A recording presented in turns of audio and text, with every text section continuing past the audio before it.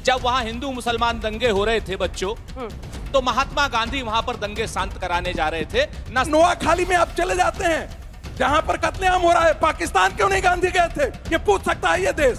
ये हुई ना बात। हिंदू महासभा, राष्ट्रीय स्वयंसेवक संघ, ये लोग हिंदुओं की सुरक्षा में लगे हुए थे। ये सारे कांग्रेसी चट्टे बट्टे वहां से भाग करके आए थे। जो सरदार पटेल को 1960 तक जिंदा रखते हो, उनका आप इतिहास ज्ञान क्या करेंगे? भैया सरदार पटेल को आप लोगों ने प्रधानमंत्री नहीं बनने दिया। आज के सरदार पटेल का सबसे बड़ा स्टैचू हम बनाए जिसका विरोध आपने किया। बात तो सही है। आपने कहा कि आप शांति फैलाने वाले लोगों में से आते हैं, तो मुझे पूछना है कि वो 50 लाख पीड़ित, उनके साथ जो मास किलिंग, मास रेप और जो इतनी ऑनर किलिंग हुई थी, तो उसके उनके उन लोगों की शांति का क्या? जब भाजपा कुछ करती है देश के हित में तो कांग्रेस उसका विरोध क्यों करती है? जैसे पुलवामा हमले के बाद भाजपा ने बालाकोट का एयर स्ट्राइक करवाया, तो भाई कांग्रेस के पूर्व मुख्यमंत्री दिग्विजय सिंह ने इसका प्रूफ मांगा, तो क्या भारत मिसाइल दागे कि कैमरा ले जाके कांग्रेस को प्रूफ दिखाए? Good question. लेकिन तब नेहरू जी ने सिर्फ और सिर्फ सत्ता के लिए पार्टीशन करवाया, क्योंकि आपने कहा कि कांग्रेस सबसे आगे थी आजादी की लड़ाई में। तो बस 2 प्रश्न पूछना चाहता हूं, मैं कम जानता हूं आप लोगों से। पहला सवाल यह है कि राउंड टेबल कॉन्फ्रेंस जब दूसरी हुई थी तो गांधी जी ने इरविन से क्यों नहीं कहा था कि भगत सिंह की फांसी रोकनी चाहिए? पहला। लेकिन इंदिरा गांधी की हत्या के बाद जब सिखों की किलिंग्स हुई थी तो तब शांत क्यों नहीं कराया गया? और आपको इतने सालों बाद क्यों याद आया कि माफी मांगनी है उन लोगों से?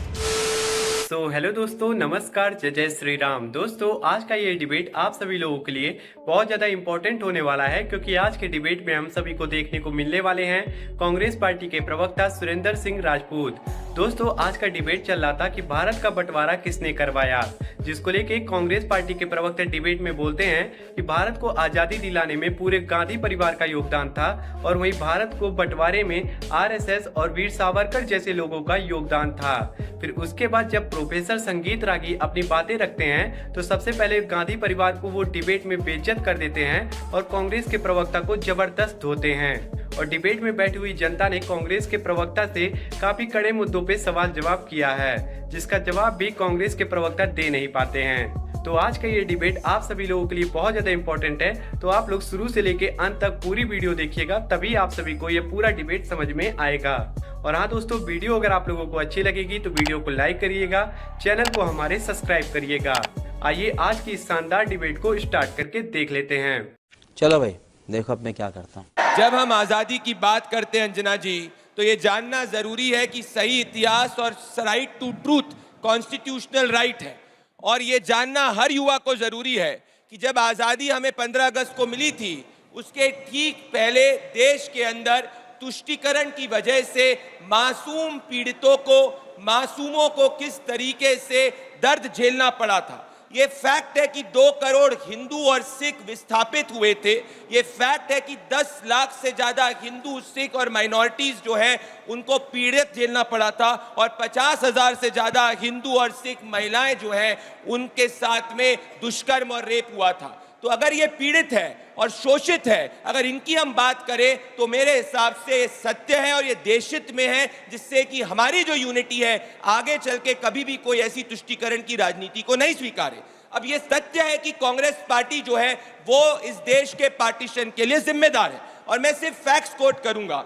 एमके नायर जो सेक्रेटरी थे सरदार पटेल के, उन्होंने ये कहा था कि जवाहरलाल नेहरू ने इस देश के ऊपर पार्टीशन को थोपा था, और जब सरदार पटेल ने इसका विरोध किया था तो जवाहरलाल नेहरू ने सरदार पटेल को इंग्लिश में कहा था, you are a communal person, you will never understand it. तो अगर सरदार पटेल को कांग्रेस पार्टी कम्युनल कह सकती है तो ये फिर हर सच्चाई को कम्युनल कह सकती है। ये युवा पीढ़ी है, इसको जानना जरूरी है कि सच्चाई क्या है, सुरेंद्र राजपूत की राजनीति ना हो। ये कह रहे हैं ये युवा पीढ़ी है, इनको सच्चाई तो जानना चाहिए। जिस वक्त इस देश का जन्म हुआ, कौन जिम्मेदार था उस बंटवारे के?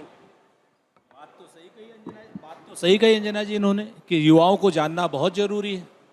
युवाओं को जानना तो ये भी जरूरी है कि स्वतंत्रता आंदोलन में कौन था। तो स्वतंत्रता आंदोलन में कांग्रेस वाले देश को आजाद कराने की बात कर रहे थे, चल झूठा, और जनसंघ वाले, हिंदू महासभा वाले और राष्ट्रीय स्वयंसेवक संघ जो है अंग्रेजों की दलाली कर रहे थे, चाटुकारी कर रहे थे और मुखबिरी कर रहे थे। तो देश को तो ये जानना आवश्यक है, इतिहास में ये जाना जाना चाहिए, इसमें कहीं कोई दो राय नहीं। मैं प्रदीप भंडारी का समर्थन करता हूं। ये जो है इनको प्रेरणा मिली कहां से विभाजन विभीषिका दिवस मनाने की? भाई किसी के घर में बच्चा होता है तो सोहर गाया जाता है अंजना जी, गाया जाता है ना। प्रसव पीड़ा दिवस तो नहीं मनाया जाता ना।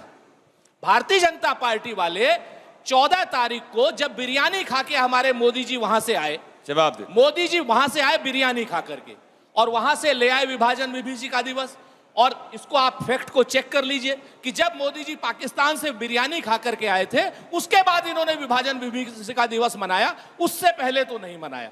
तो ये सारी की सारी चीजें जब आप देखते हैं कि मोदी जी और आपके क्या नाम नवाज शरीफ साहब बिरयानी खाएं और यहां पर विभाजन विभीषिका दिवस मनाएं, इन्हें किसी ना किसी रूप में अपने पितृ पुरुष जिन्ना को याद करना है। जिन्ना को याद करने के लिए आप बंटवारा दिवस मना रहे हैं। वाह जी सुरेंद्र, छोटा सा जवाब फिर अन्य मेहमान। कांग्रेस पार्टी को बनाया ही एक अंग्रेज एओयू में है, असली अंग्रेज के दलाल जो है जिसको कांग्रेस ने बनाया वो बात कर रहे हैं भैया।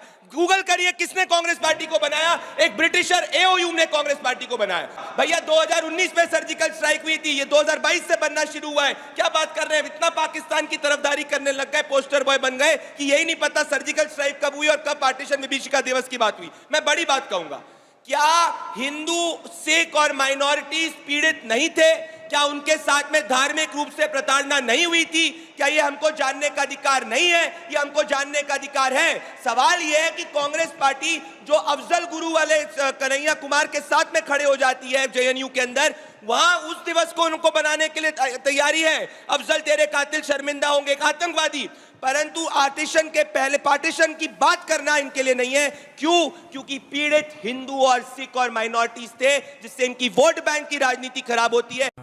ये बड़ी अच्छी बात कही आप। नौखाली के अंदर पूरी की पूरी तरीके से हिंदुओं को चुन चुनकर मारा गया था। कांग्रेस पार्टी ने कभी भी 70 सालों में इस दर्द को और इस सच्चाई को क्यों नहीं स्वीकारा? सच स्वीकारना ये हमारा कर्तव्य धर्म है, परंतु कांग्रेस नहीं करती है, क्योंकि जब भी इसका वोट बैंक हिलता है इसको दिक्कत होती है। 5 सेकंड का इसका जवाब, वो कह रहे हैं कि आप सच से कब तक भागेंगे? ये बच्चे इतिहास क्यों ना जाने? बिल्कुल, बच्चे ये इतिहास जाने, नोआ खाली का भी इतिहास जाने। जब वहां हिंदू मुसलमान दंगे हो रहे थे बच्चों, तो महात्मा गांधी वहां पर दंगे शांत कराने जा रहे थे।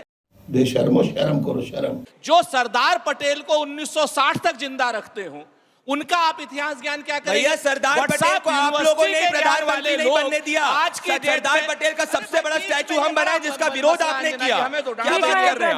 हमें तो डांट देंगे। सरदार पटेल मेरे खिलाफ जो बोलना है बोलिए, मेरी पार्टी के खिलाफ बोलना है, सरदार पटेल के खिलाफ ना बोले।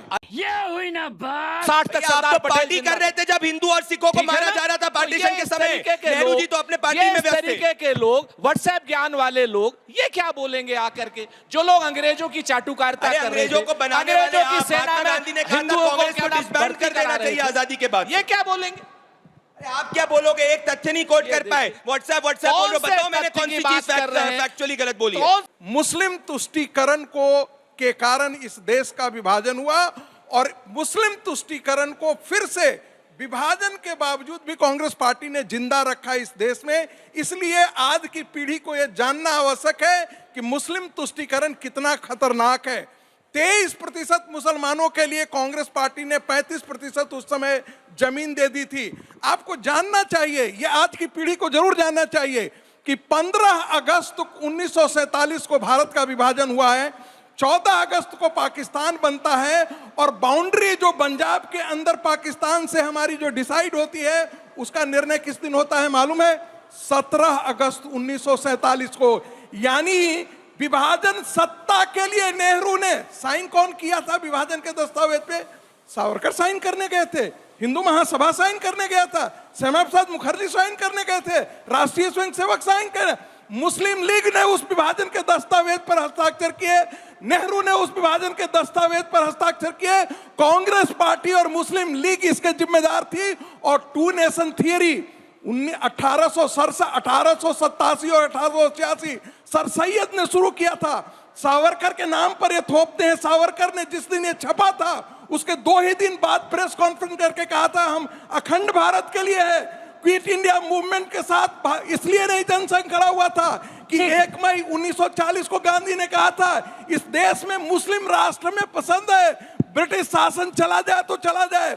ऐसे के साथ न अंबेडकर खड़े थे न हिंदू महासभा। क्या बात है सर, क्या बात है सर। और एक बात और मैं जोड़ देना चाहता हूं, कांग्रेस पार्टी कभी भी अखंड भारत के पक्ष में नहीं थी। बार बार कहते हैं कि जाकर के, अरे नोआखाली में आप चले जाते हैं, जहां पर कत्लेआम हो रहा है, पाकिस्तान क्यों नहीं गांधी गए थे? ये पूछ सकता है ये देश कि जहां हिंदुओं का कत्लेआम मचा हुआ था, वहां पर उसको बचाने के लिए कौन पार्टी खड़ी थी? सारे ये कांग्रेसी भाग गए थे झोला चाट। वहां कौन हिंदुओं की सुरक्षा कर रहा था? आर्य समाज, आर्य समाज, हिंदू महासभा, राष्ट्रीय स्वयंसेवक संघ, ये लोग हिंदुओं की सुरक्षा में लगे हुए थे। ये सारे कांग्रेसी चट्टे बट्टे वहां से भाग करके आए थे। और 2009 तक तो इनके कांग्रेस के अध्यक्ष जो है वो ब्रिटिशर हुआ करते थे। ये क्या बात करेंगे? आजादी की लड़ाई, वो कांग्रेस और ये इंदिरा की कांग्रेस और इटालियन नेहरू कांग्रेस, ये तीनों में बहुत बड़ा अंतर है। आज का कांग्रेस वो कांग्रेस नहीं है जो गांधी जी ने तो कहा था कि इस कांग्रेस को विसर्जित कर दो, लेकिन नेहरू को सत्ता, नेहरू किसके संपर्क में थे? ये मैं सवाल आज खड़ा कर रहा हूं, आज तक किसी ने सवाल नहीं है। नेहरू क्या चर्चिल के संपर्क में थे?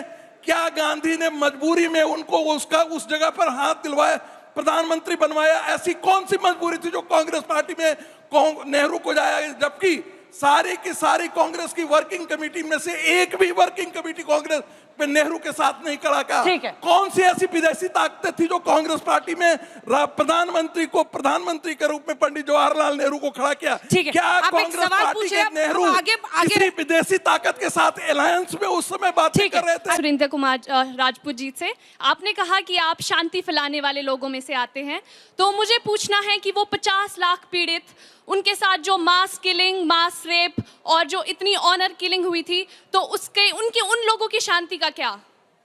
बंटवारे के समय जो हुआ था उसका सवाल पूछ रही है वो। बिल्कुल, इस बिटिया ने बहुत सही बात कही है। उस बंटवारे का जो दुख था वो कांग्रेस ने उन सब लोगों के साथ मिलकर के बांटा, और इस तरीके से बांटा वो दुख कि हर घर में कांग्रेस जाती थी, कांग्रेस के कार्यकर्ता जाते थे, मिल बांट करके करते थे।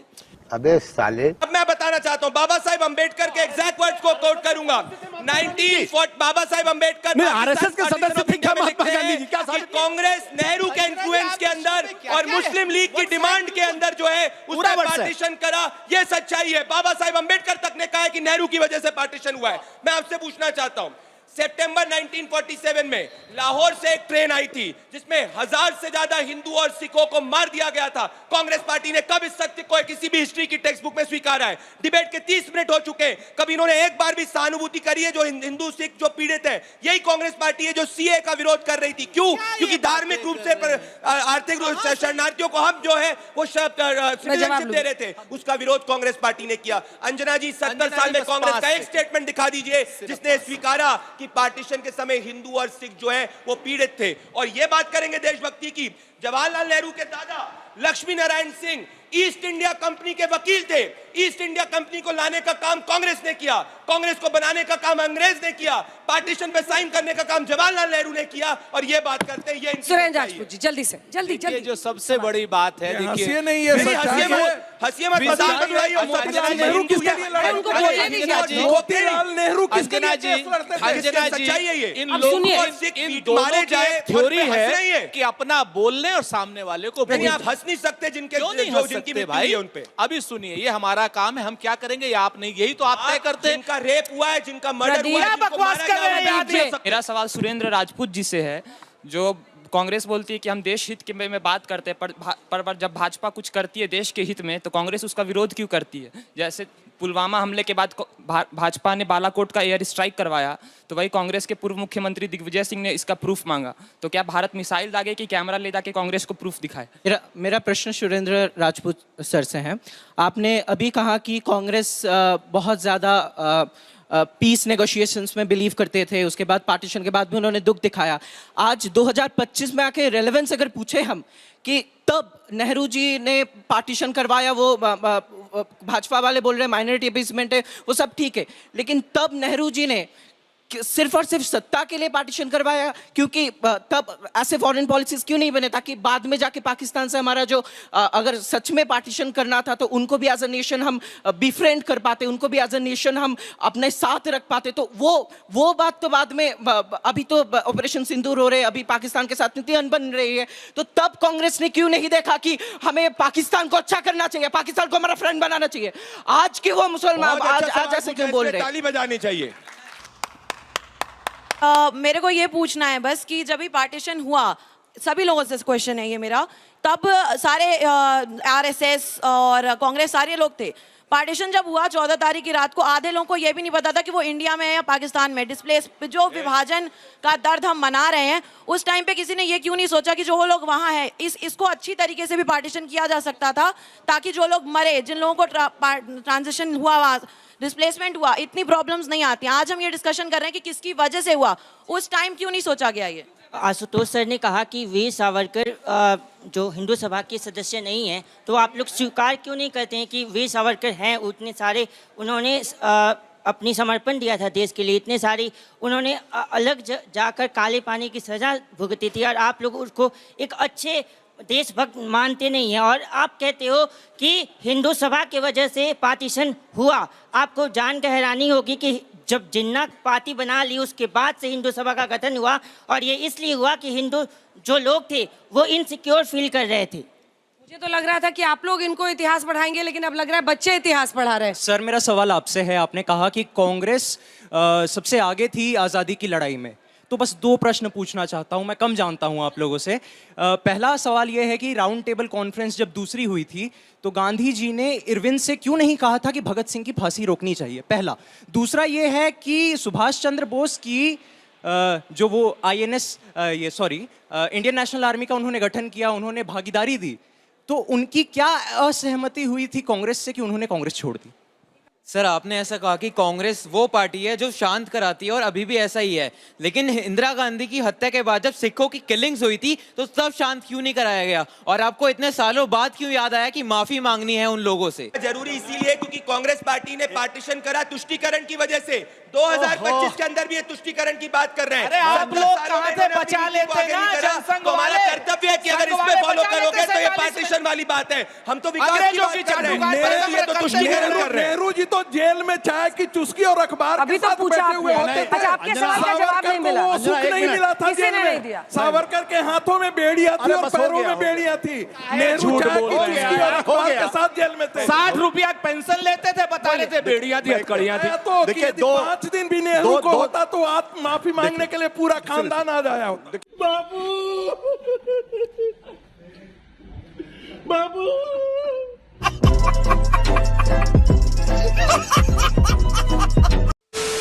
दोस्तों, आज का ये डिबेट यहीं पे खत्म हो चुका है। उम्मीद करता हूँ आप सभी को ये वीडियो पसंद आया होगा। वीडियो के बारे में और कांग्रेसी प्रवक्ता के बारे में आप सभी लोगों का क्या राय है, आप लोग अपनी राय कमेंट बॉक्स में हमें जरूर बताइएगा।